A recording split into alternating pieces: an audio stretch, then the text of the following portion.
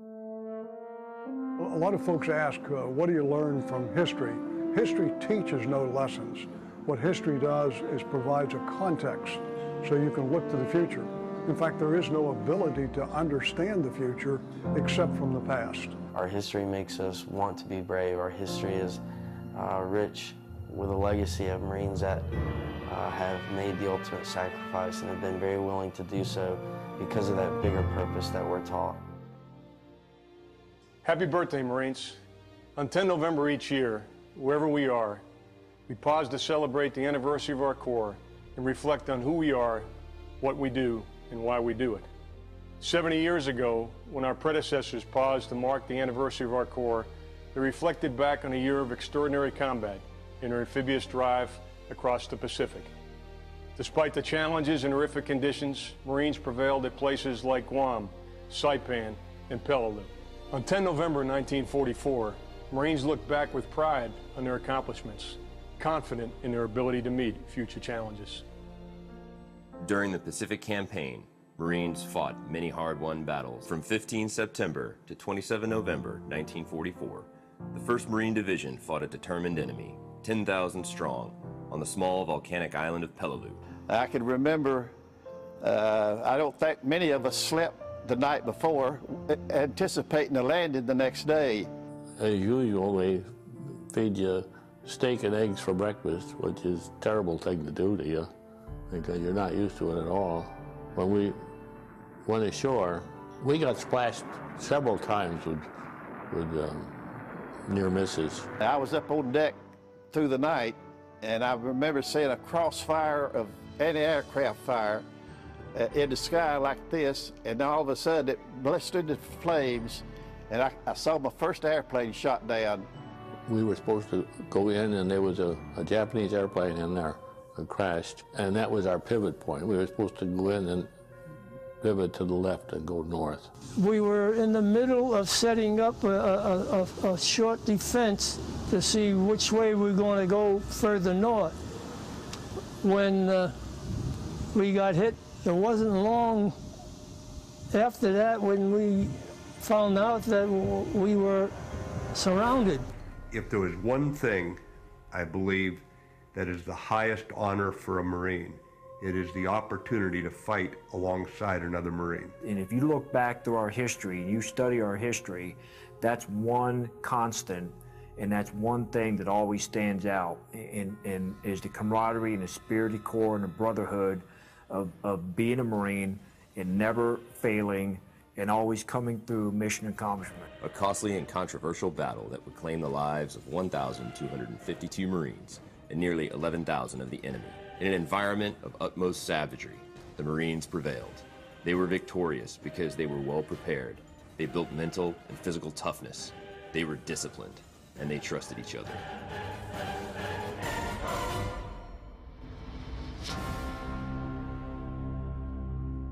In 2004, 20,000 Marines deployed to the Anbar province in Iraq.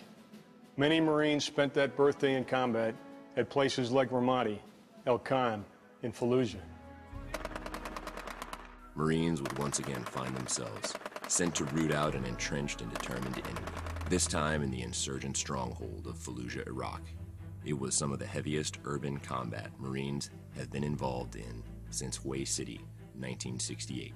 We received our mission statement as to what we were supposed to do when we entered the city of Fallujah. And pretty much it was eliminate all threats for the most part in a nutshell. They had already received a warning of anyone that's left in the city would be considered combatants or whatever the case may be. And our mission was pretty much to clear the city of Fallujah to return it to the people. During the course of that battle, when I was trapped and wounded, bleeding out inside the house, if I ever had any doubts during that period of making it out alive or making it out of that building, I always knew without any doubt whatsoever that I would make it out, because those Marines that were a part of that unit, I just had that much confidence in them and their abilities that they would somehow figure out a way to find a way to never leave Marine behind. It's that camaraderie that makes us elite. It's the whole combined arms team. So here we are as a tank company. We couldn't move forward without the infantry to our left, to our right. We couldn't move forward without the logisticians supporting us, the fuel, the trucks, the bulldozers, the close air support, the artillery support as we were getting, the mortars. It all came together, and I think every Marine in that city felt that. They understood that. The Marines who fought in the Battle of Fallujah were 100% warriors. They should always be proud of the jobs they did and how well they performed and who they were and what they stood for. And like all times in history, through all generations of the Marine Corps, those young Marines stepped up to the plate and executed and overcame great odds to become victorious in the end. I think I would rather fight in the jungle, not Peleliu type of jungle, but like rather on Guadalcanal type of jungle or the Korean type of war than Fallujah. What I know about it, the door-to-door stuff, you don't know who your enemy is. That had to be nerve-wracking. We at least knew where our enemy was most of the time. Like Peleliu, the battle for Fallujah was the bloodiest of the Iraq War. Coalition forces suffered more than 100 killed and 600 wounded. More than 2,000 insurgents died and 1,500 were captured. Looking back at our history, whether Marines are storming beaches in World War II or Marines are patrolling the streets of Iraq, our warrior mentality, what we stand for, our customs and courtesies, our love for each other, our love for the Marine Corps, and our history since the founding of this nation, the people that we've protected, and the ideas and the freedoms that we've fought for.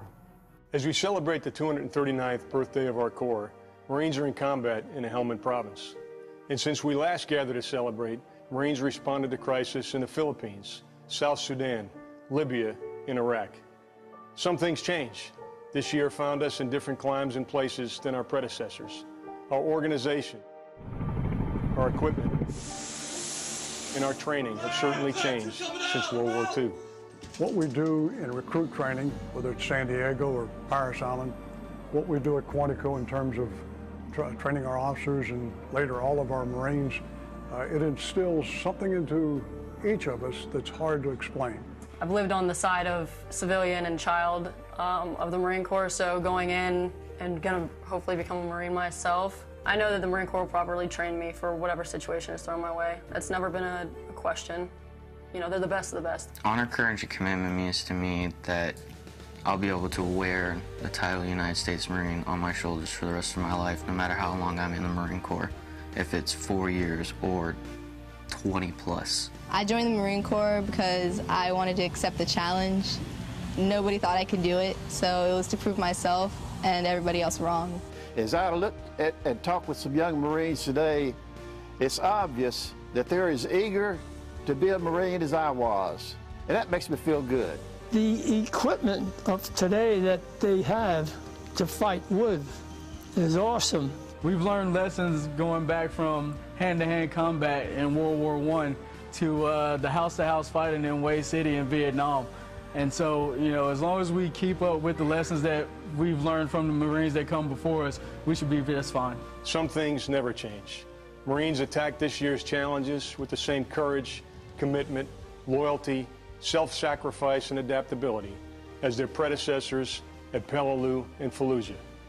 For that reason, on 10 November 2014, we Marines can look back with pride in our accomplishments, confident in our ability to meet future challenges. Marines are something special. They have a commitment to being at their best when the times are at their worst. They have a commitment to being the most ready when the nation's least ready.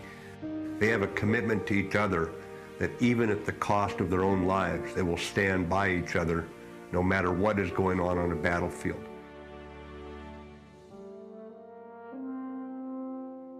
We are going to continue to live hard, train hard, and fight hard, providing our nation the capability to contain crisis, fill the gap, or hold the line. And like yesterday, we are ready to leave tonight. Happy birthday, Marines, and Semper Fidelis.